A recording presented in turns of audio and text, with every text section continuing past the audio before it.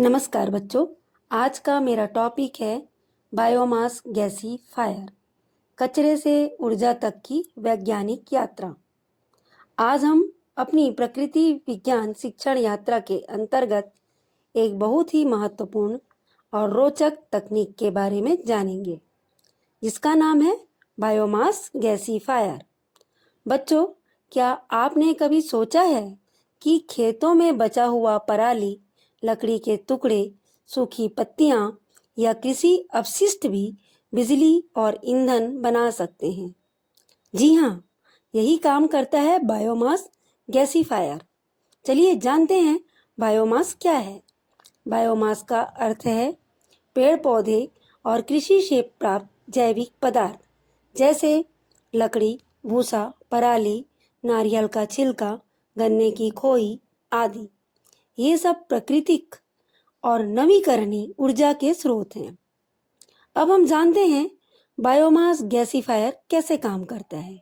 बच्चों, इस मॉडल में आप देख रहे हैं कि एक बड़ा रिएक्टर चैम्बर, यहीं से पूरी प्रक्रिया शुरू होती है। प्रक्रिया को हम 4 चरणों में समझेंगे। पहला चरण है ड्राइंग जोन। सबसे पहले बायोमास को गर्म किया जाता है, इससे उसमें मौजूद नमी निकल जाती है। दूसरा चरण पायरोलिसिस जोन।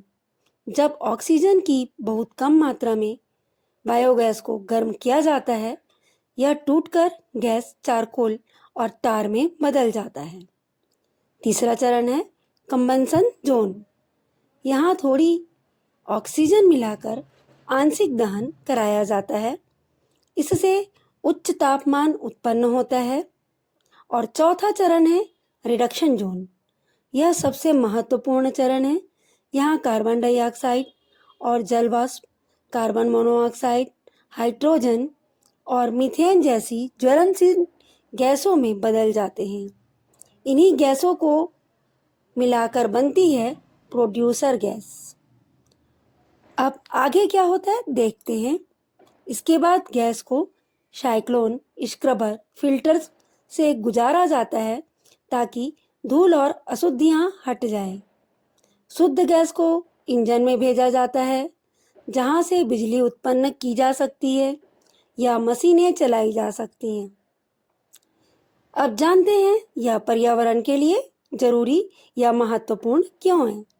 बच्चों, बायोमास गैसीफायर के फायदे बहुत हैं, जैसे कृषि अपशिष्ट का सही उपयोग, प्रदूषण में कमी, कोयले और पेट्रोलियम पर निर्भरता कम, ग्रामीण क्षेत्रों में सस्ती ऊर्जा, कार्बन न्यूट्रल तकनीक।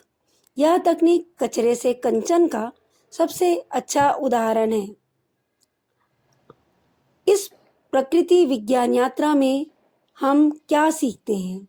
हम सीखते हैं कि प्रकृति में कुछ भी व्यर्थ नहीं है। सही वैज्ञानिक सोच और तकनीकी से हम पर्यावरण की रक्षा करते हुए ऊर्जा उत्पन्न कर सकते हैं। बच्चों, हमें भी भविष्य में ऐसी तकनीकों को अपनाना है जो पर्यावरण के अनुकूल हो और सतत विकास को बढ़ावा दे। अंत में मैं यह कहना चाहूँगी, विज्ञान जादू नहीं है, बल्कि प्रकृति के नियमों को समझकर उनका सही उपयोग करना है। धन्यवाद।